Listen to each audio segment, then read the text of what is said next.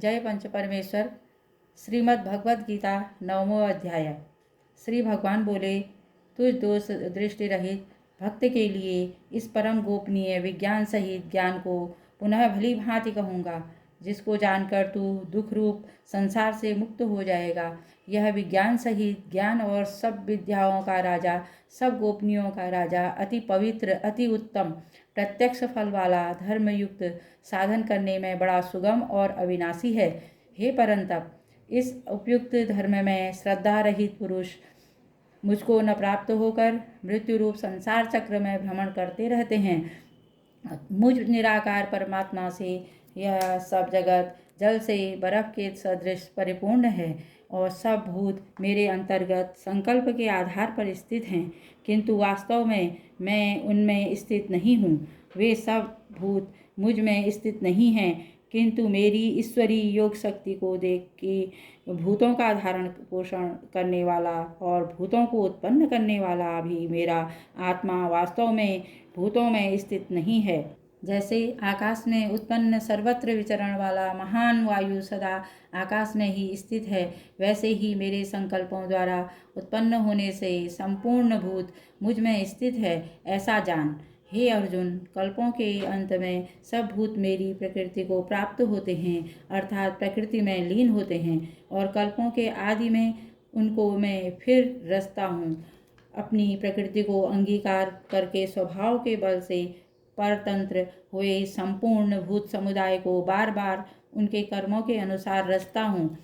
हे अर्जुन, इन कर्मों में आसक्ति रहित और उदासीन के सदृश स्थित मुझ परमात्मा को वे कर्म नहीं बांटते।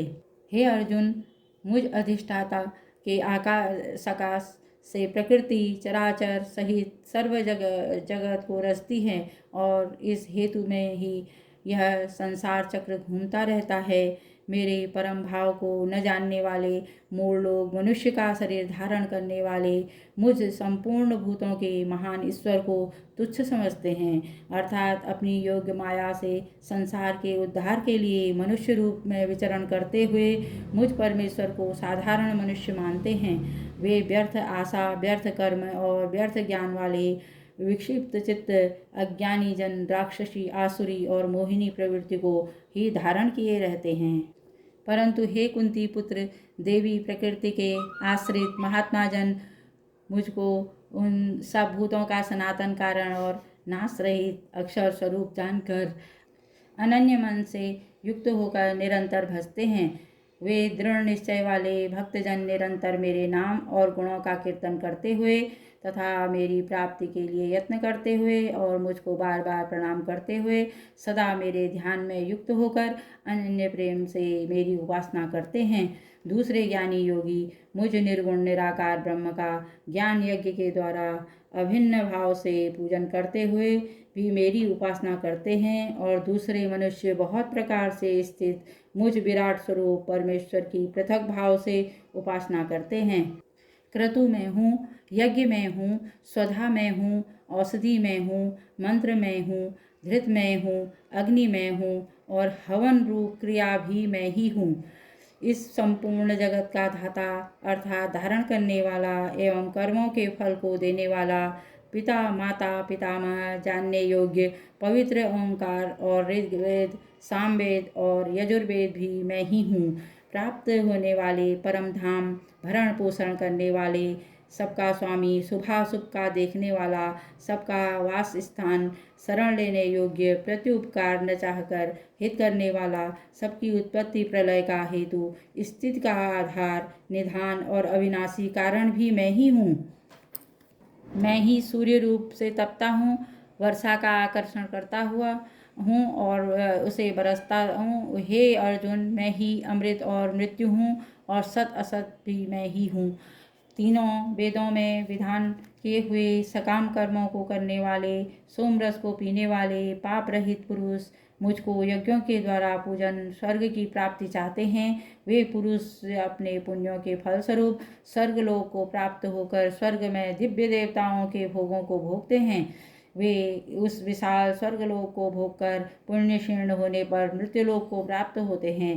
इस प्रकार स्वर्ग के साधन रूप तीनों वेदों में कहे हुए सकाम कर्म का आश्रय लेने वाले और भोगों की कामना वाले पुरुष बार बार आवागमन को प्राप्त होते हैं, अर्थात पुण्य के प्रभाव से स्वर्ग में जाते हैं और पुण्य क्षीण होने पर मृत्युलोक में आते हैं। जो अनन्य प्रेमी भक्तजन मुझ परमेश्वर को निरंतर चिंतन करते हुए निष्काम भाव से भजते हैं, उन नित्य निरंतर मेरा चिंतन करने वाले पुरुष का योगक्षेम मैं स्वयं प्राप्त कर देता हूँ। हे अर्जुन, यद्यपि श्रद्धा से युक्त जो सकाम भक्त दूसरे देवताओं को पूजते हैं वे भी मुझको ही पूजते हैं, किंतु उनका यह पूजन अविधिवत पूर्वक अर्थात अज्ञानपूर्वक है, अर्थात संपूर्ण यज्ञों का भोक्ता और स्वामी भी मैं ही हूँ, परंतु वे मुझ परमेश्वर को प्राप्त तत्व से नहीं जानते, इसी से गिरते हैं अर्थात पुनः जन्म को प्राप्त होते हैं। देवताओं को पूजने वाले देवताओं को प्राप्त होते हैं, पितरों को पूजने वाले पितरों को प्राप्त होते हैं, भूतों को पूजने वाले भूतों को प्राप्त होते हैं और मेरा पूजन करने वाले भक्त मुझको ही प्राप्त होते हैं। इसलिए मेरे भक्तों का पुनर्जन्म नहीं होता। जो कोई भक्त मेरे लिए प्रेम से पत्र पुष्प फल जल आदि अर्पण करता है, उस शुद्ध बुद्धि निष्काम प्रेमी भक्त का प्रेम पूर्वक अर्पण किया हुआ वह पत्र पुष्प आदि मैं सगुण रूप से प्रकट होकर प्रीति सहित खाता हूँ। हे अर्जुन, तू जो कर्म करता है, जो खाता है, जो हवन करता है, जो दान देता है और जो तप करता है, वह सब मेरे अर्पण कर। इस प्रकार जिसमें समस्त कर्म मुझ भगवान के अर्पण होते हैं, ऐसे संन्यास योग से युक्त चित्त वाला तू शुभाशुभ फल रूप कर्म बंधन से मुक्त हो जाएगा और उनमें मुक्त होकर मुझको ही प्राप्त होगा। मैं सब भूतों में समभाव से व्यापक हूँ, न कोई मेरा अप्रिय है और न मेरा प्रिय है, परंतु जो भक्त मुझको प्रेम से भजते हैं वे मुझ में हैं और मैं भी उनमें प्रत्यक्ष प्रकट हूँ। यदि कोई अतिशय दुराचारी भी अनन्य भाव से मेरा भक्त होकर मुझको भजता है तो वह साधु ही मानने योग्य है, क्योंकि वह यथार्थ निश्चय वाला है, अर्थात उसने भली भांति निश्चय कर लिया है कि परमेश्वर के भजने के समान अन्य कुछ भी नहीं है। वह शीघ्र ही धर्मात्मा हो जाता है और सदा रहने वाली परम शांति को प्राप्त होता है। हे अर्जुन, तू निश्चय पूर्वक सत्य जान कि मेरा भक्त नष्ट नहीं होता है। हे अर्जुन, स्त्री वैश्य शूद्र तथा पापयोनि चांडाल आदि जो कोई भी हों वे भी मेरे शरण होकर परम गति को ही प्राप्त होते हैं। फिर इसको कहना ही क्या है, जो पुण्यशील ब्राह्मण और महर्षि राजर्षि भक्तजन मेरी शरण होकर परम गति को प्राप्त होते हैं। इसलिए तू सुख रहित और क्षणभंगुर इस शरीर को प्राप्त होकर निरंतर मेरा ही भजन कर। मुझ में मन वाला हो, मेरा भक्त बन, मेरा पूजन करने वाला हो, मुझको प्रणाम कर। इस प्रकार आत्मा को मुझ में नियुक्त करके मेरे परायण होकर तू मुझको ही प्राप्त होगा। श्रीमद् भगवद गीता 9वां अध्याय तत्सत। अगर आपको मेरी पढ़ी हुई भगवद गीता सुनने में अच्छी लगी तो लाइक कीजिए, शेयर कीजिए, सब्सक्राइब कीजिएगा। धन्यवाद। जय